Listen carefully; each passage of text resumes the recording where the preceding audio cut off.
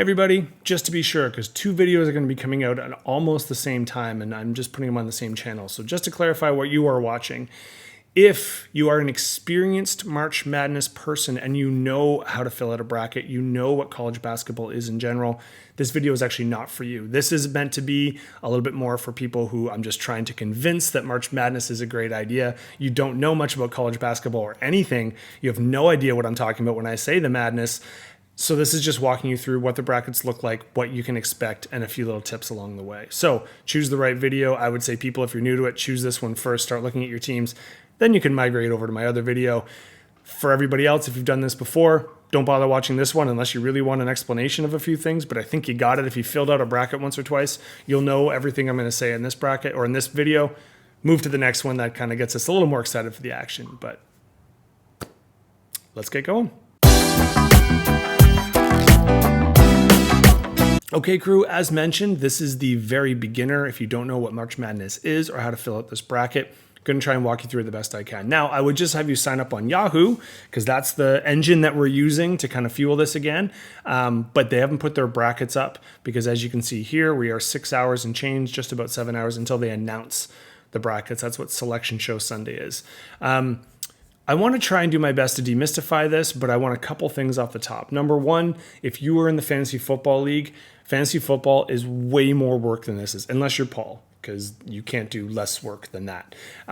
But this takes 5 to 10 minutes of your time. You've got to do it before Thursday. You can do it as of tomorrow, Monday. So I don't know when you're watching this, but Monday the 18th, you can start. Thursday at around 5 to 5:30 is tip-off. Once that hits, you cannot submit anything once the tournament's happened. Okay, you can't. There'd be added advantages and disadvantages. So that's it. So you want to prep for the 3 days and read all these websites and look at Obama's bracket because he's for years done a men and women's bracket. Do you want to look up and research who the mascots are, who the teams are? Go nuts. If you want to just go, that's a funny name and click on it, that works too. So minimum 5 minutes, maximum 4 days. Okay.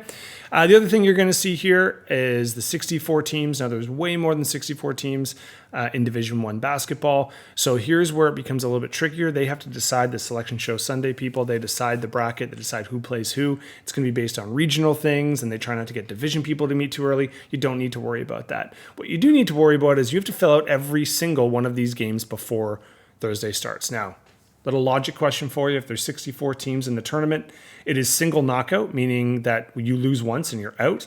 It also, the only way you can get out of here is by playing a game and losing it. So if there is one winner, how many games am I asking you to fill out here? You can count quick or you can think of a quick formula. Pause if you don't want me to tell you because I'm about to tell you. 63. Okay, because there's 64 teams, there's one winner, there's 63 losers, so there has to be 63 games so that each one gets a chance to lose. So there you go. If you got that one, give yourself a little pat on the back. If you didn't, it's logic, not math, but I also rushed it, so don't worry. Maybe you didn't care. How are you going to pick these things? Okay, so when Yahoo pops up, you just click on them and they will jump to the next line. Anytime you see a line with a little T here, that's the 2 teams that are going to play. Now, it's hard to focus in here. Okay, so in a second, I'm just going to scroll down and show one of these regions. But as you can see here, we have South, Midwest, West, East.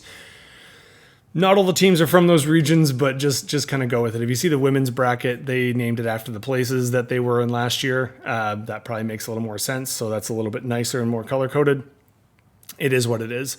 But what you do need to know is the committee will also, like I said, tell you who the favorites are. So instead of ranking them from 1 to 64, what they do is they have 4 number ones. Those are the top 4, 16. So each region has its ranking from 1 to 16. And if we look at just the South region from last year here, this is a great example. Alabama's in a really big conference, whereas a school like Texas A&M Corpus Christi, super small conference. So they won to get in, but they weren't a very good team, and Alabama did beat them quite handily. But that's why sometimes you'll see here, well, how with Utah State got 26 wins where Missouri only had 24 wins. Why is Missouri a 7, which is lower is better? 1s are the best, 16s the worst. It's because of the conferences they played in. Okay, and Utah State didn't play people as tough. But in the game of basketball, anyone can win at any given time. So that's where we get the mix up. Or a team like Charleston only had 3 losses playing against San Diego State, and Charleston is the underdog in that one. Okay, so you'll fill out each one. and all the way to your champion. Now, there's a couple ways to make points here. I'm going to go back to a big board. We'll do the women's board. So each round, there's 32 potential points. Okay, so in the first round, which is this Thursday and Friday, there's 32 games. So that's easy. Each team you pick, if you're correct, you get 1 point. Second round, 2 points because there's 16 games. Next round, 4 points, 8 points, 16, and then 32 for the champion. Okay, and so most people, to be honest, don't have a champion in the fight. So if you do, you're pretty lucky and you'll probably be near the top of the pool. Okay, so that's kind of where we're going. The other way to get points is I like to encourage risk taking in general, but calculated risk taking. Because obviously, if you just took all the underdogs and the ones are more likely to win, even though I'll get to that in just a sec. It's a balance in the tournament, right? Risk and reward. So let's say hypothetically you took, so last year, one of the biggest upsets in the whole tournament, Arizona, who was supposed to win, not just the game, but they were favorites to go quite far. They played Princeton, which is a 15 seed. This is one of the biggest upsets we have, and Princeton won. So what you do is if you got Princeton, you get the 1 point for predicting their win, but then you get the difference in seeds. So we take 15 seed minus a 2 seed. You got 13 additional points if you picked it. Most people did. In fact, a lot of people had Arizona going to the semifinals or the Final Four. It's quite common that 10s beat 7s or 12s can beat 5s or even a 9-8. If the higher number wins, they get the difference. So it's only 1 bonus point there, but it's still worth mentioning. Okay, and that happens each round no matter what. Okay, so that's kind of the basis for our points. A couple just quick things. Now, you should probably know there are some sites. It used to be Sports Illustrated, and Warren Buffett did it for a year, where they actually offered $1 million if you got the perfect bracket. And then I think SI did it for over a decade. No one ever did. They actually tell you here, I think the longest run, it's in like someone got like 30 or maybe so games. But it's your odds are like 1 in a quadrillion or something ridiculous like that. I think people who know their math can probably figure that one out. So you're not about being perfect. You're just about trying to make calculated risks. Okay. Now I had a student one year who won the student pool. She knew nothing about basketball. She did some research and she looked up each of the mascots. And so she thought in her head, well, this mascot is a wildcat and this one's a cardinal, which is a bird. I think a wildcat would eat a cardinal, so I'm taking them through. In that particular year, Duke won, and they're the Blue Devils. And she said nothing can really beat a devil, even though she wasn't necessarily God-fearing. So you can literally do anything you want here. It helps to know a little bit more about some of the teams, and there's some sites I can point you towards if you're interested in that. But realistically, it is known for its buzzer beaters and it's known for its crazy action. So you're really just trying to predict a car crash and chaos. Now, the only thing I want to highlight that is a little bit confusing for people, you see there's teams up here. They're called the first 4. So this starts on Tuesday and Wednesday. They actually pick 64 or 68 teams. And then there's these 8 teams that have to play for 4 spots. And you'll see it all the way down here. If you can see here, it says Arizona State versus Nevada. So they play just to get into the tournament. Now, I don't want to, there's no way we can get everybody having their bracket in one day. So these games don't count towards us. But let's say you're keen and you want to fill this out on Monday. You'll notice on Yahoo, you'll click on this and it'll say Arizona State, Nevada goes through. Meaning, if either one of those teams win, whichever one does, you are saying that team will win, and that's okay. It'll correct itself on the bracket and you don't have to worry about it. So don't stress that they say the first 4 games start on Tuesday and Wednesday.